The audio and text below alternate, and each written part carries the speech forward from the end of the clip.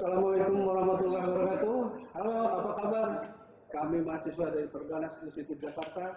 Kita akan ngobrol-ngobrol pada sore hari ini. Ngobrol santai dan kita akan mengupas tentang kepemimpinan ekosistem. Apa yang akan kita bawa dalam pembicaraan ini? Kita kasih sedikit clue-nya bahwa kita akan membawakan tentang bagaimana implementasi kepemimpinan Bupati Azwar Anas dan transformasi di Banyuwangi, model kepemimpinan ekosistem kolaboratif yang adaptif, inovatif, dan responsif. Baik, hari ini saya hadir sebagai host dan juga narasumber. Nama saya Edi Usman. Saya ditemani oleh Pak Andi Setio Pembudi, dan di sebelah kiri saya persis di bagian tengah adalah Pak Hasan Asari.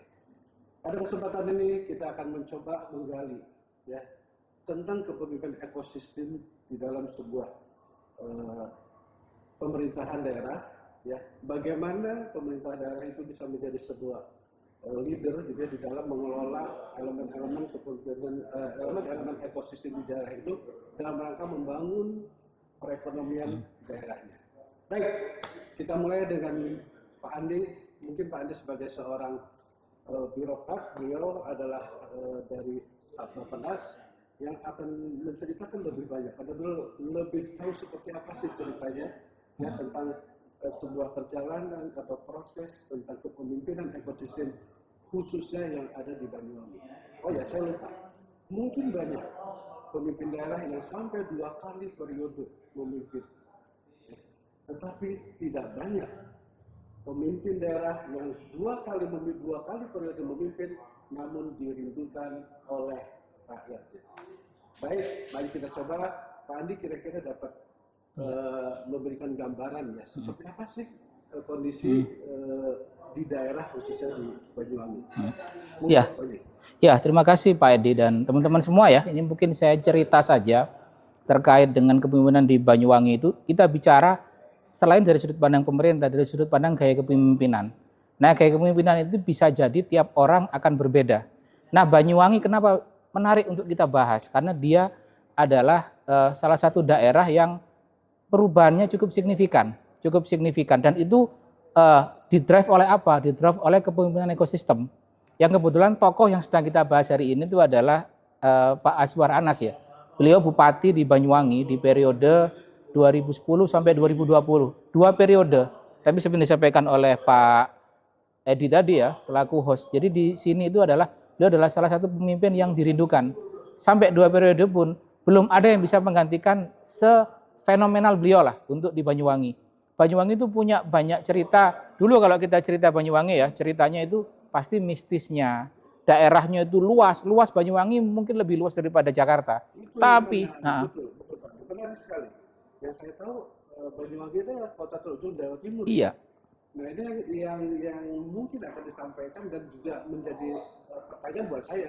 Apa sih sebenarnya yang menjadikan Pak Azwar Anas sebagai mantan bupati di sana gitu ya, beliau dirindukan oleh masyarakatnya. Apa sih sebenarnya yang terjadi di Banyuwangi? Iya, baik ya Pak Azwar Anas ini saya sudah pernah beberapa kali kunjungan ke Banyuwangi dan langsung bertemu dengan beliau, dan beliau juga pernah ke kantor saya juga di Bappenas. Cerita-cerita tentang Banyuwangi saya nggak langsung percaya saja. Saya kunjungi langsung ke lapangan, saya diskusi dengan masyarakat di sana juga terkait bagaimana beliau memimpin Banyuwangi. Dan orang pasti melihat Banyuwangi, dia paling dekat dengan Bali. Tapi kenapa Bali begitu populer, Banyuwangi di sebelahnya tidak terlalu. Tapi kalau sekarang teman-teman bisa lihat Banyuwangi sekarang juga hotel hidup, pariwisata hidup, masyarakatnya juga sudah jauh lah perubahannya cukup signifikan. Nah, Pak Azwar Anas ini beliau punya pengalaman sebagai legislator juga di pemerintahan ya. Artinya pengalaman dia di Jakarta juga, jam terbang dia sebagai politisi. Ternyata ketika beliau menjabat di Banyuwangi untuk pertama kalinya, perubahan banyak dia bikin. Dia berdasarkan pengalaman dan dia tahu. Dia cerita, jadi sebenarnya seorang pemimpin nggak bisa bekerja sendiri, itu kuncinya ya. Jadi kepemimpinan yang perlu dibangun di sebuah daerah itu kepemimpinan yang kepemimpinan ekosistem yang kolaboratif. Nah, kolaboratif itu seperti apa? Dia tahu pemerintah nggak bisa bekerja sendiri.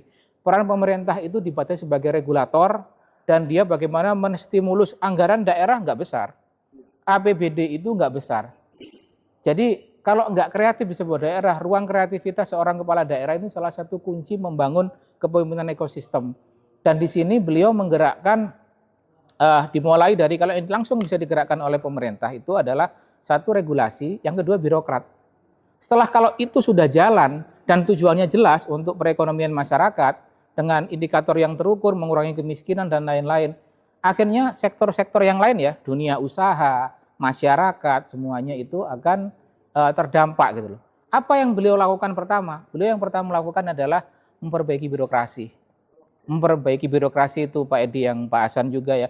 Jadi memperbaiki birokrasi itu beliau pertama kali ketika mengundang, bukan PNS dulu yang beliau ajak bicara. Dia tahu ketika menjadi bupati, saya ingin membangun Banyuwangi. Yang diajak bicara pertama adalah siapa?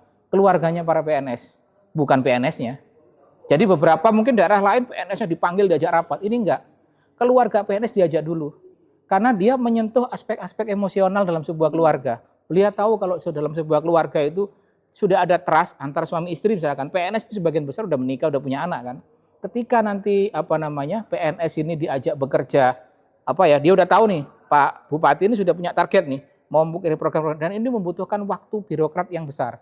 Dan birokrasi akan dia ubah dengan dengan bekerja dengan terukur, lebih terukur ya, dan bagaimana dia melibatkan keluarga PNS. Bukan keluarga PNS ikut-ikut bekerja, tapi terlibat di proses pembangunan melalui setidaknya memberikan waktu lah. Kalau misalkan Sabtu itu, biasanya kan PNS sampai Jumat lah kerja. Kalau sampai Sabtu dia nggak ada di rumah, atau Jumat sampai malam, Selasa sampai malam nggak ada di rumah, bisa dimaklumi karena bupati yang menjamin pertama kali. Mereka PNS ini Bapak Ibu, suami istri atau pegawai, anak-anaknya itu diajak diskusi, disampaikan bahwa kalau nggak pulang saya yang jamin, karena saya yang mengajak mereka bekerja. Saya yang mengajak mereka untuk membangun Banyuwangi ini dengan bagaimana kepemimpinan ekosistem yang mau saya bangun dimulai dari birokrat, dan birokrat itu punya keluarga. Sisi psikologis itu sudah beliau pikirkan, nggak cuma PNS diajak kerja, tapi cuma secara keluarganya tidak diperhatikan, karena kecurigaan itu yang menghambat. Kadang kita maunya apa kepala daerah, orang politik ya, daerah, tapi ketika keluarganya tidak mensupport ya sama saja gitu loh. Trustnya itu. Menarik sekali nih Pak Andi sampaikan tadi. Artinya model pendekatan yang dilakukan oleh Pak Johan sebagai bupati itu justru itu unik. Melakukan unik ya. Menggunakan pada support sistemnya PNS. Efek Support system yang dicari gitu. Ini sangat luar biasa.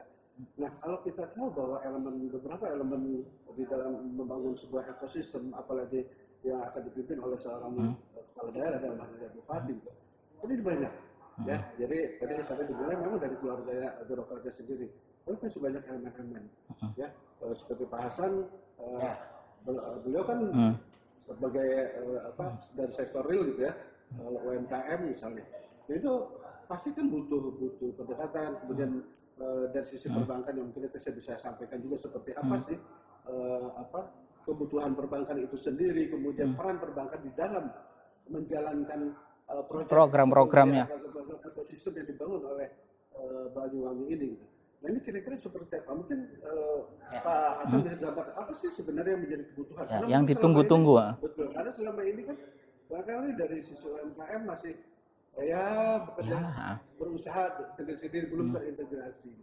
Apa yang menjadi ekspektasi? Baik ya, saya sedikit cerita ya. Ini saya dari sisi sektor real ini mengalami banyak hambatan ya dalam konteks bagaimana mengelola suatu usaha ya. Jadi kami ini dari sektor real tentunya selain dari sisi kemampuan manajerial ya, kemampuan manajerial kami juga terbatas. Kemudian dari sisi pengembangan usahanya, kemudian dari pelatihan pegawai kami, dan juga bagaimana menjual barang ke pasar. Betul. Apalagi ditambah lagi dengan bagaimana meraih kepercayaan perbankan gitu ya. Jadi kami di sektor ini mengalami ini dari end to end prosesnya ini kami perlu dukungan dari pemerintah gitu ya. Dan selama ini kami menunggu nih.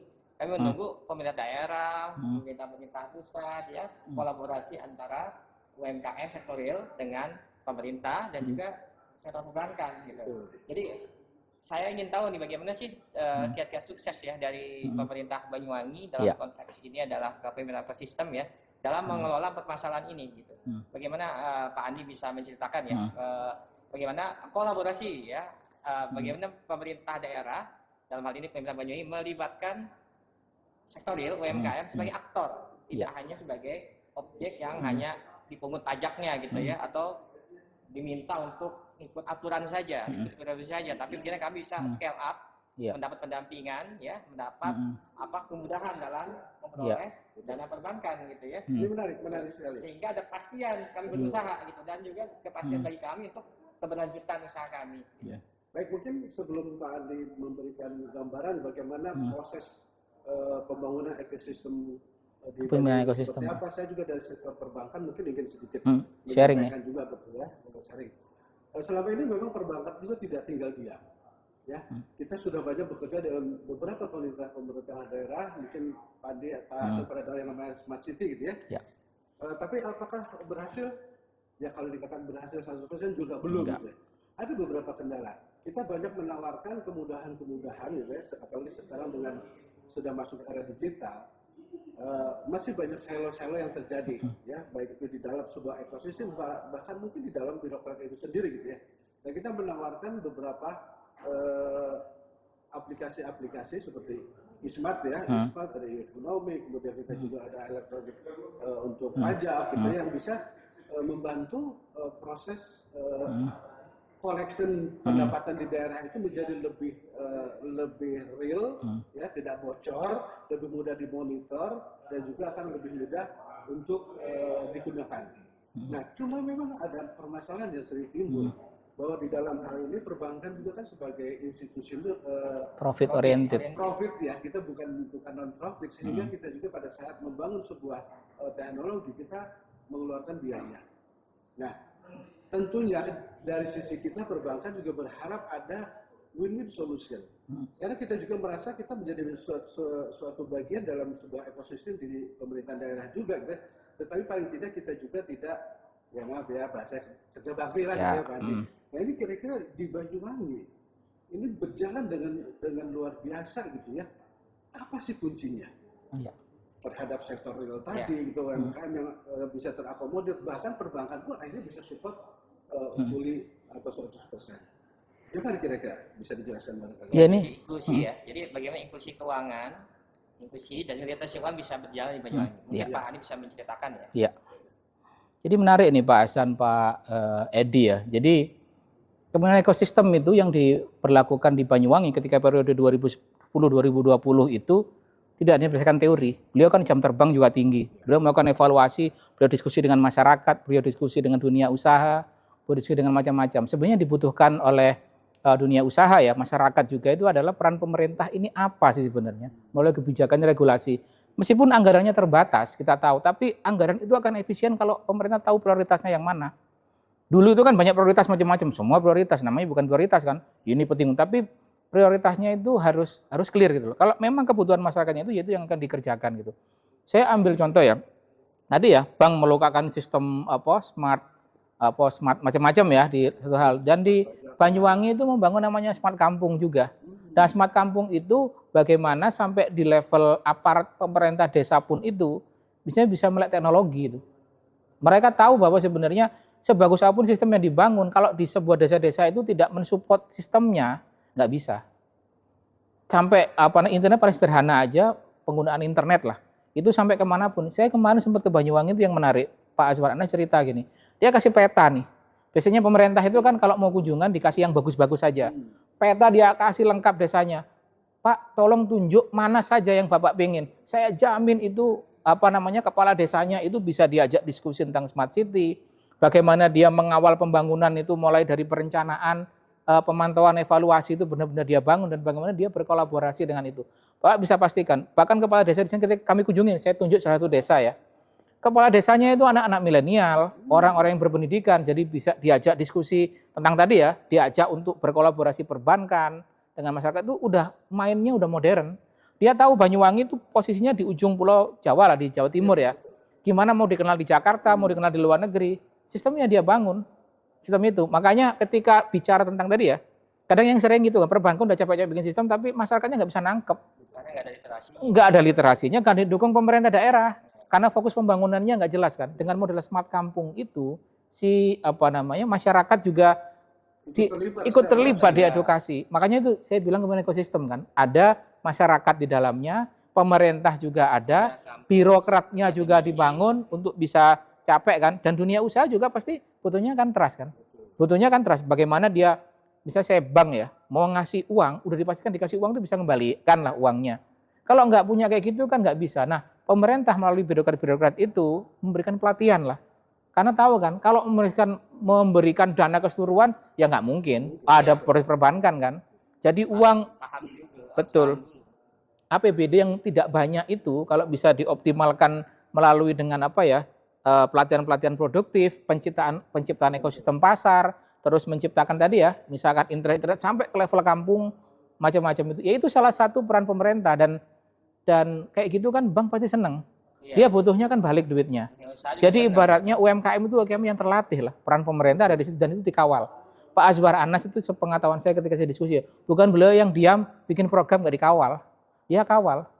Bahkan saya sempat beberapa kali kunjungan ke satu desa tadi ya, yang beberapa smart kampung. Dia sampai bisa pembangunan dibangun gini loh. Dia bisa tahu nih before-nya, after-nya, kondisi terkini seperti apa gitu. Perubahan-perubahan itu dikawal sampai ke level bupati gitu. Jadi ibaratnya secara online dia kawal, termasuk juga secara secara digital juga kawal, terus termasuk juga kondisi langsung di lapangan juga ada. Ini menarik sekali. Jadi sebenarnya tidak semata-mata sistem atau pendekatan yang dilakukan. Gitu. Di atas meja enggak. Iya. Bagaimana si pemimpin ini down to earth. Betul. Itu yang dilakukan kalau saya, kalau boleh tahu berapa lama ini sebenarnya Pak Azwar Anas membangun dan bisa menyatukan seluruh elemen ekosistem yang ada di daerah ini menjadi sesuatu yang solid gitu ya, sehingga secara langsung pasti akan mendongkrak perekonomian daerah. Iya. Dalam waktu berapa lama? Bulan, tahun, atau gimana? Kalau saya bicara karena Banyuwangi ini kayak benar-benar merubah total ya, waktu tidak langsung. Jadi periode pertama beliau itu memang membenahi itu, tapi tidak terlalu lama prosesnya, Di satu sisi itu kan akhirnya beliau lanjut 2 periode kan, karena orang sudah yakin kalau ini lanjut pasti bagus itu. Nah di sana di Banyuwangi itu ada terkait dengan dunia usaha tadi itu belum berjalan, dan yang satu hal lagi ya, yang paling disentuh oleh beliau selain birokrat, para pelestari budaya.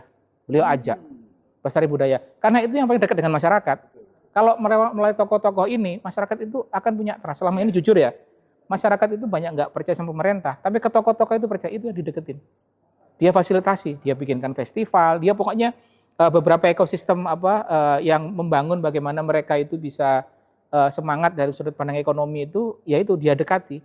Dia bikin festival. Banyuwangi itu bikin festival itu sampai setahun bisa 70. Bisa 70 festival. Itu yang menghidupkan ekonomi.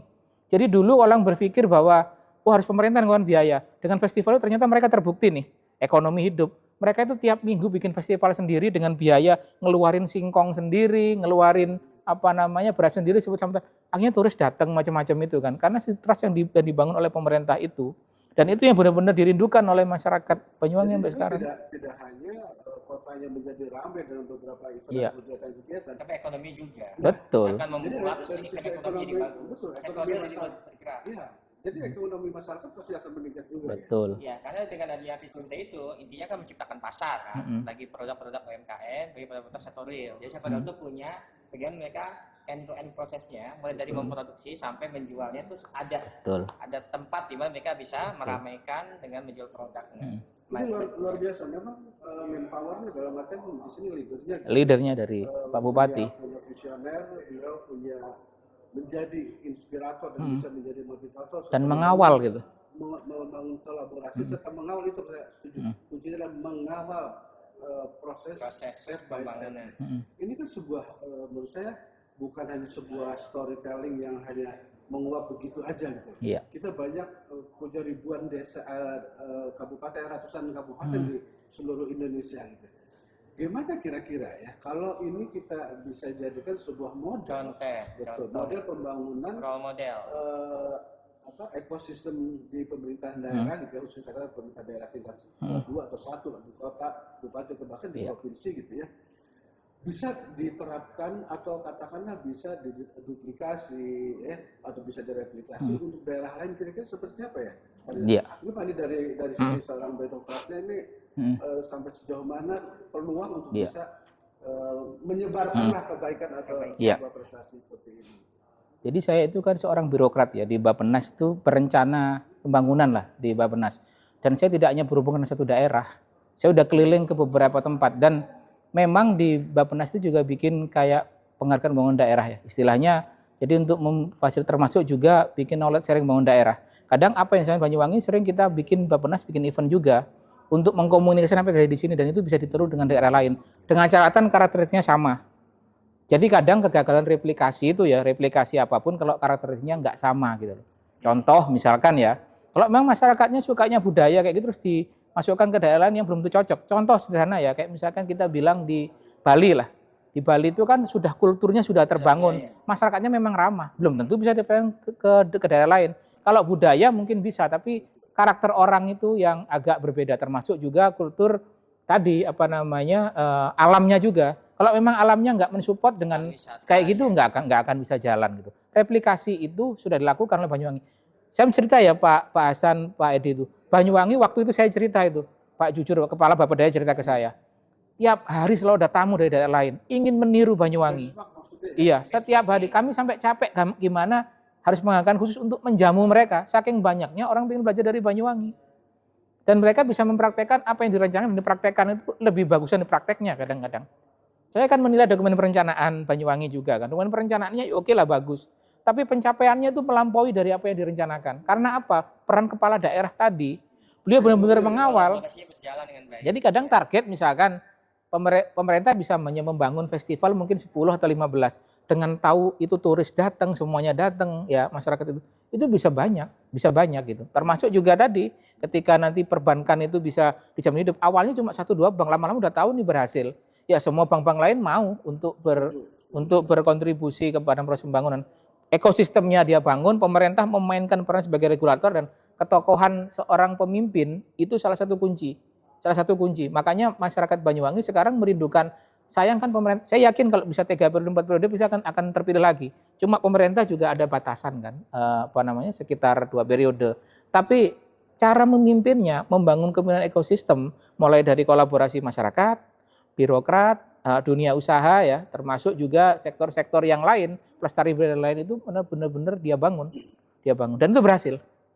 Pas sekali. Jadi perbincangan kita hari ini luar biasa, dengan mengambil sebuah contoh success story lah dari sebuah daerah kepemimpinan ekosistem. Dan ternyata kuncinya adalah pemimpin ekosistem. Iya. Di sini kemampuan dia untuk mengelola sebuah ekosistem menjadi satu kesatuan dan akan mendorong daerah itu menjadi sesuatu. Oke, kayaknya kita udah cukup nih ngobrol-ngobrolnya, tapi saya pengen juga nih sebelum kita closing. Kira-kira closing mark mungkin 1-2 kalimat menurut Pak Andi bagaimana? Iya. Terkait dengan kepemimpinan ekosistem ini. Betul. Jadi kan kita ini sebenarnya mahasiswa S3 tentang doktoral sustainable management. Artinya manajemen berkelanjutan. Apa yang dibangun oleh Bupati tadi melalui kepemimpinan ekosistemnya itu membantu keberlanjutan. Artinya kenapa? Yang dia jalankan kan birokratnya, masyarakatnya. Beliau pergi pun selama sistem itu sudah dibangun dari awal, siapapun penggantinya sepertinya akan tetap jalan-jalan saja gitu. Justru malah tantangan bagi pemimpin baru. Kalau nggak bisa melanjutkan, itu juga berat itu loh. Karena sustainable management ini nggak hanya bicara terkait dengan ekonomi, tapi yang disentuh oleh Pak Azwar Anas nih, juga ekonominya juga lingkungan. Kenapa pelestarian budaya, terus alam tetap dijaga. Pariwisata di sana tetap berbasis alam. Dan dia tidak terlalu merusak alam seperti itu gitu. Jadi sustainable management yang dibangun melalui kepemimpinan ekosistem Pak Azwar Anas ini bisa membangun dari sudut ekonomi, sosial melalui masyarakatnya ya, dan juga lingkungan. Dan lingkungan itu terkait daya dukung lingkungan yang tetap terjaga dengan baik, ekonomi jalan, masyarakat merasa terlibat ikut dalam pembangunan, termasuk dunia usaha juga. Terima kasih Pak Adi. Jadi kalau bisa saya sedikit berpikir bahwa kepemimpinan ekosistem juga tidak mengabaikan sustainability. Oke, sekarang kalau simak dari Pak Hasan silakan. Kalau dari saya melihatnya bahwa ekonomi akan berjalan ya apabila ada kolaborasi, dan kolaborasi itu hanya bisa dilakukan oleh pemimpin yang peduli dengan ekosistem. Oke, terima kasih Pak Hasan. Saya akan kasih juga closing terakhir bahwa dunia perbankan itu memiliki teknologi, dunia perbankan memiliki cara untuk pengembangan dan mengelola keuangan di daerah. Dan kita harus sadar bahwa tidak ada satupun seseorang, satu unit ya yang menjadi hebat. Semuanya butuh kolaborasi. Kalau saya bisa ambil contoh, para superhero di Amerika tidak berani dia menghadapi Thanos sendiri, tapi dia membentuk Avenger Ya. sebagai kolaborasi dengan kepemimpinan ekosistem. Oke, terima kasih Pak Andi, terima Mari, kasih Pak Sek kasih. atas ngobrol-ngobrol dan bincang-bincang asiknya sore dan malam hari ini gitu ya. Baik, teman-teman, terima kasih atas kehadirannya. Nantikan kembali bincang-bincang asik bersama Perbanas Institute.